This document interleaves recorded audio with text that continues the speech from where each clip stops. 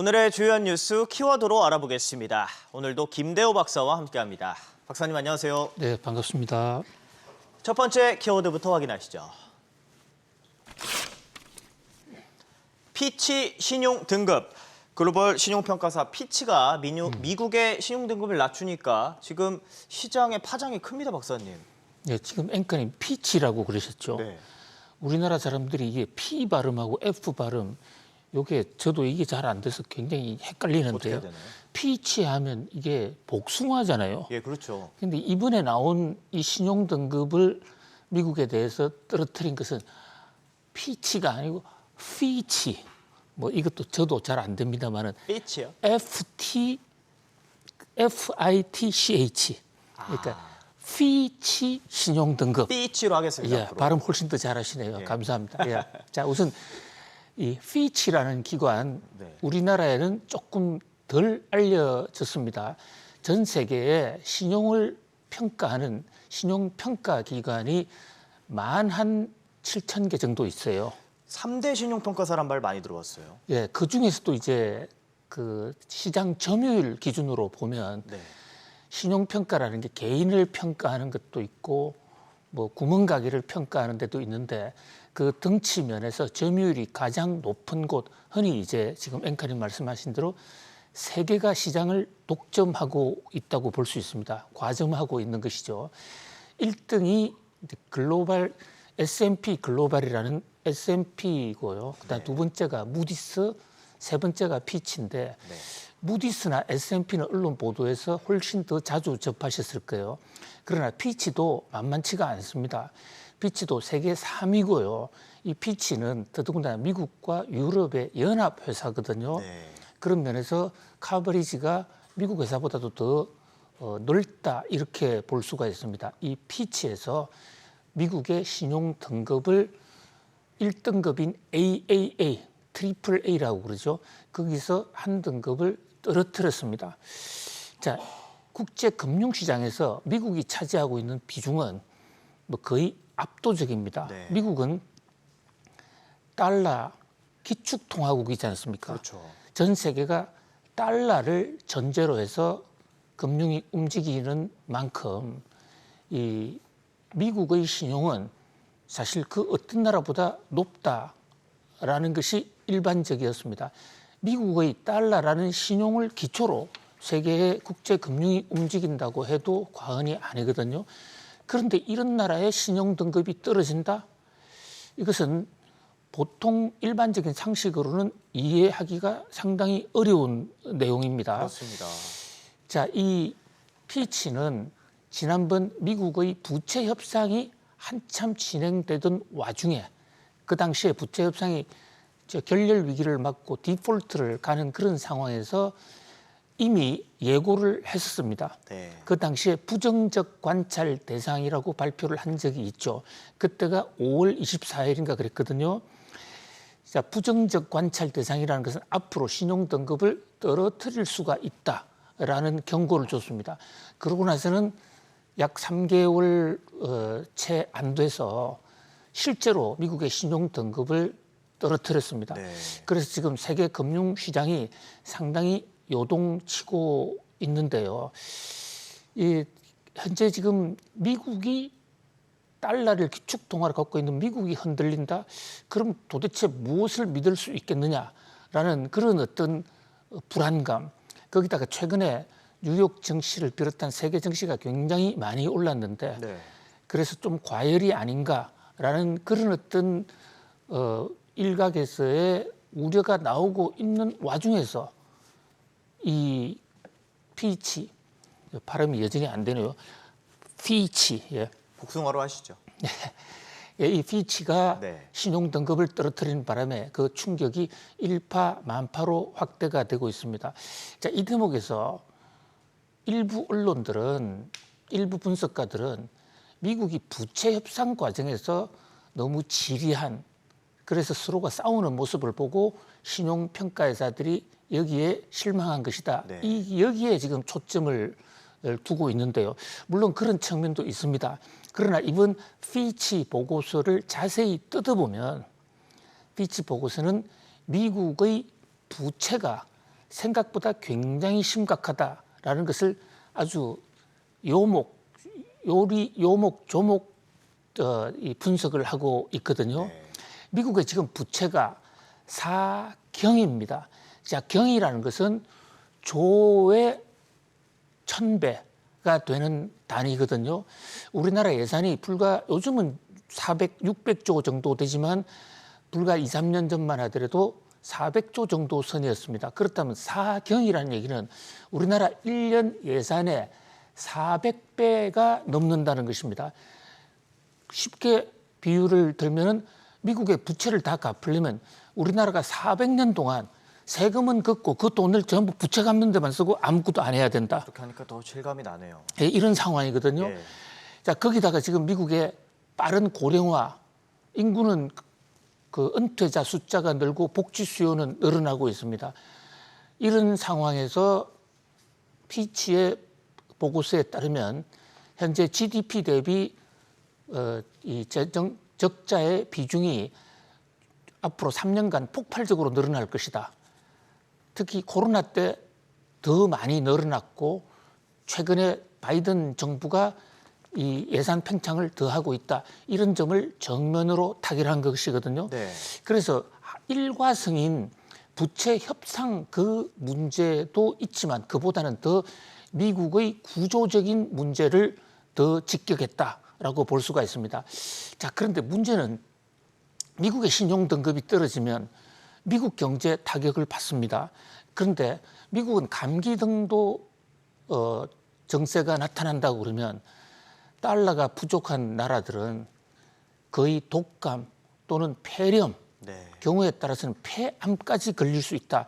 이런 면에서 미국의 신용 등급 추락이 좀 더 무서운 것입니다. 물론 우리나라는 신흥국이나 후진국에서 이제 벗어났기 때문에 그 충격이 상대적으로 덜 할 수도 있겠습니다만은 미국의 신용이 흔들리게 되면 국제 자금이 이른바 위험 자산에서 안전 자산으로 흘러가 버리면 그럼 결국은 미국 달러 가치가 올라가고 또 미국 채권으로 자금이 쏠리는 그렇겠죠. 그렇게 되면 신흥국들은 더 경제의 충격이 큰 가뜩이나 지금 일단 전 세계의 금리 인상으로 인해서 약한 고리들이 많거든요. 맞습니다.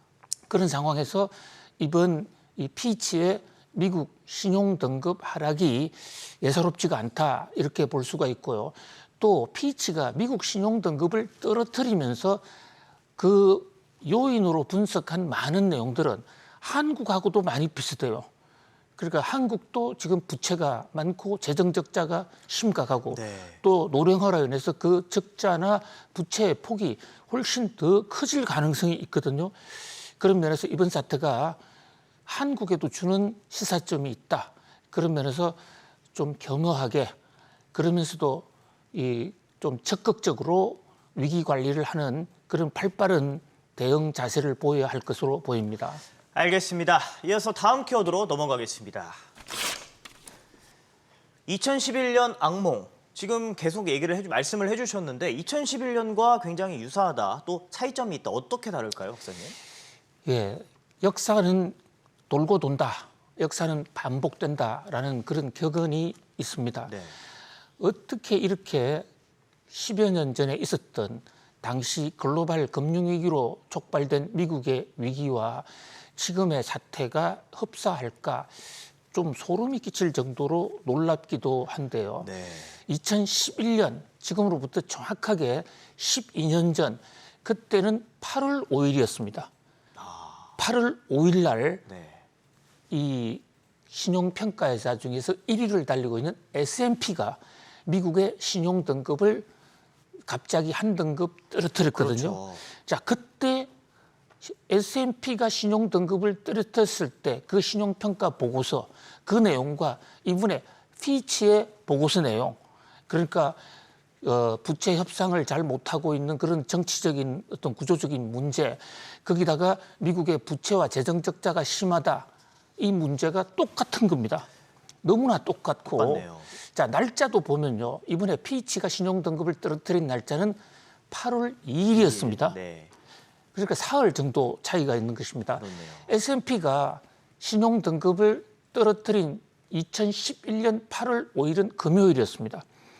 그날 증시가 마감하고 이제 신용 등급을 하향 조정했는데요. 그러다 보니까 주말 내내 어떤 증권 시장은 이게 어떤 파장이 있을 것인가 그건 전전긍긍하기만 그렇다가 월요일 날 장이 열리면서 그 당시에 S&P 지수 또 나스닥 지수가 약 6% 정도 떨어졌습니다. 네. 자, 그러다가 그 다음에는 또 올랐어요. 별거 아니다. 미국이 망하면 세계가 망하는데 설마 미국이 망할 수가 있느냐. 일시적일 것이야. 그러다가 며칠 올랐어요. 그런데 한 주, 두 주 지나서 어느 날 갑자기 일부 투자가들이 아무리 생각해봐도 좀 불안하다 해서 갑자기 자금을 빼면서 그때부터 약 2달간 아주 텐트럼 현상이 왔습니다. 난리가 났었죠. 예, 그래서 약 주가는 15%가 떨어지고 당시 JP 모간 같은 그 IB 은행에서는 전쟁 상황실 와룸까지 만들면서 매일매일 금융 부도 위기를 수습하는 아주 그야말로 대란이 일어났고 당시에 신흥국 주가 미국보다 훨씬 더 많이 떨어졌거든요. 그런 면에서 이번 사태도 뭐 그렇게 간단치 않을 것이라는 그런 전망이 나옵니다. 물론 역사가 반복된다 해서 모든 것이 똑같이 반복되는 것은 아닙니다.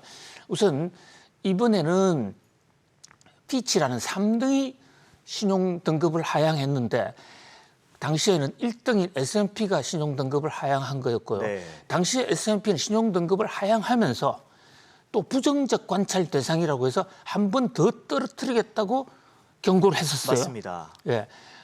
그런데 이번에 이제 피치는 네. 그냥 신용 등급에 대해서는 포지티브, 추가 하락에 대해서는 언급을 하지 않은 이런 대목은 좀 달라요. 네. 그러나 당시에도 민주당 정부였고 돈 많이 푸는 민주당 정부를 경고한 국제금융시장의 여건 이런 것은 패턴이 똑같거든요. 그런 면에서 이번 피치의 신용등급 사건을 보면서 2011년도에 어떤 일이 있어났고 그때는 어떻게 위기를 극복했나 이 대목도 우리 같이 좀 볼 필요가 있지 않을까 생각을 해봅니다. 알겠습니다, 박사님. 이어서 다음 키워드 보시죠. 트럼프 탓. 이쯤에서 언급되는 분이 있습니다. 트럼프 전 대통령 탓이라는 주장이 또 나오고 있어요. 예, 백악관의 공식 주장입니다.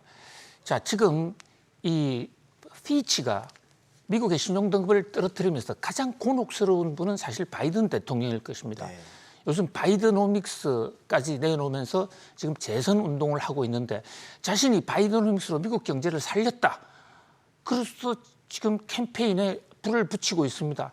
그런데 그야말로 여기에 찬물을 끼얹는 국가 신용등급, 바이든 대통령 하에서 신용등급이 떨어지니까 바이드노믹스를 정면으로 부정한 셈이 됐거든요. 그렇죠. 그러니까 이제 긴급하게 트럼프 탓이다.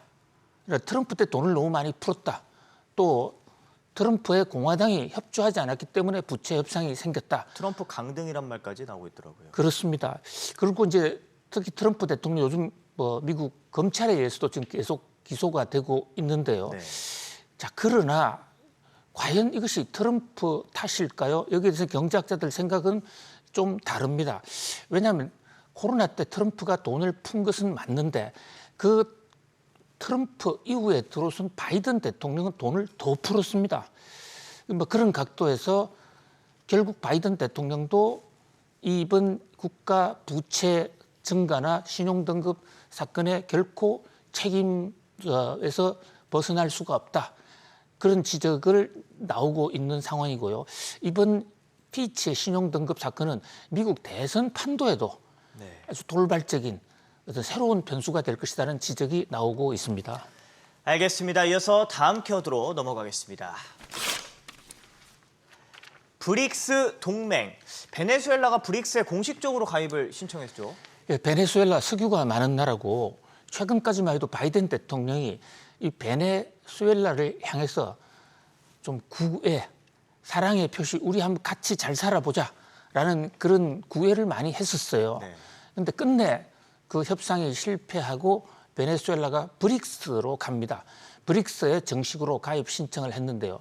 이 브릭스라는 게 BRICS, 덩치가 크고 미국 주도의 세계 질서에 반대하는 반미 동맹이라고 볼 수 있습니다.